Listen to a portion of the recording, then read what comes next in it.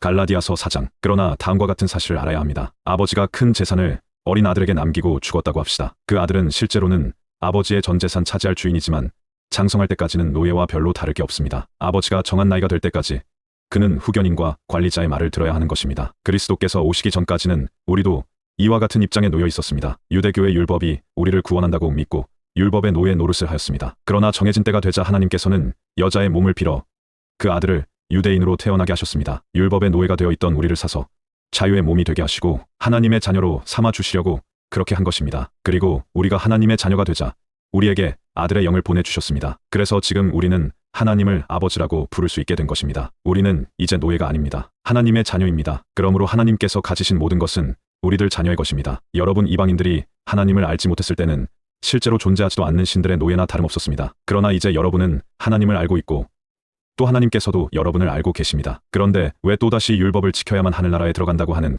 그 빈약하고 천한 종교의 노예가 되려고 합니까? 여러분이 특정한 날과 달과 계절과 해에 대한 규정을 만들어 놓고 그것을 지키고 있다니 나는 여러분이 걱정스러워 마음을 놓을 수가 없습니다. 내가 여러분을 위해 온 힘을 쏟은 것이 허사로 돌아갈까봐 애가 탑니다. 사랑하는 형제들이여, 나 역시 지난날에는 여러분과 마찬가지로 율법의 사슬에 매여 있었습니다. 그러나 이제는 자유의 몸이 되었습니다. 그러니 여러분도 나처럼 되십시오. 내가 처음 여러분에게 복음을 전할 때 여러분은 나를 경멸하지 않았습니다. 그리스도의 복음을 전할 당시 나는 병을 앓고 있었으므로 여러분에게 불쾌감을 주었을 텐데도 여러분은 나를 외면하거나 쫓아내지 않았습니다. 쫓아내기는커녕 마치 하나님이 보낸 천사나 예수 그리스도를 만난 것처럼 나를 대하며 돌보아 주었습니다. 그때 우리가 함께 나눈 그 행복은 어디로 갔습니까?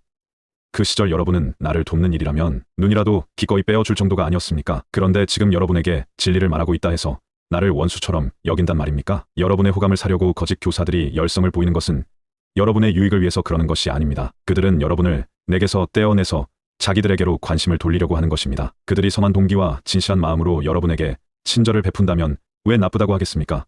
더구나 내가 여러분과 같이 있을 때뿐 아니라 없을 때도 한결같이 그렇게 행동한다면 더욱 훌륭한 일이겠지요. 오, 나의 형제들이여, 여러분이 내 마음을 얼마나 아프게 했는지 여러분은 모를 것입니다. 나는 여러분 속에 그리스도의 형상이 온전히 이루어질 때를 기다리면서 태어날 아기를 기다리는 산모의 해산의 고통을 다시 한번 겪고 있습니다. 지금이라도 내가 여러분과 만나서 이런 것이 아닌 다른 이야기를 할 수 있다면 얼마나 좋겠습니까? 이렇게 멀리 떨어져 있으니 정녕 어떻게 해야 할지 모르겠습니다. 유대교의 율법을 지켜야 구원을 얻는다고 생각하는 형제들이여, 내 말을 들어보십시오. 여러분은 왜 율법이 정말 의미하고자 하는 것이 무엇인지를 모르십니까? 율법서에 보면 아브라함은 두 아들을 두었는데 하나는 여종의 몸에서 낳고 또 하나는 부인의 몸에서 낳았다고 기록되어 있습니다. 여종의 몸에서 태어난 아들은 인간의 육신이 맺어져 나왔지만 부인의 몸에서 태어난 아들은 하나님의 특별한 약속에 따라 난 아들입니다. 이 이야기는 하나님께서 인간을 도우시려고 열어놓으신 두 길을 가리킵니다. 하나는 율법을 주시어 이 율법에 복종하라고 하신 길입니다. 하나님께서는 시내산에서 십계명을 주시어